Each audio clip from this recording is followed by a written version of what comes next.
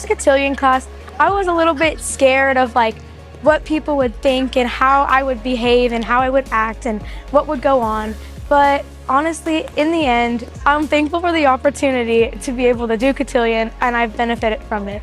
From the beginning, I kind of didn't feel that very confident, but over the course of the few months, I've felt much more confident, and I feel like I'm better in more social settings and more formal settings. I really like this Cotillion. We were all together, and it was very fun to see all the classes come together. A lot of my friends do Cotillion with me, and we are having fun together while learning. I would recommend Cotillion for girls my age. I've benefited from this so much, and it's made me into a better person, and I feel more confident going into more settings, and I feel that it's put an advantage on me through other people who didn't have this opportunity.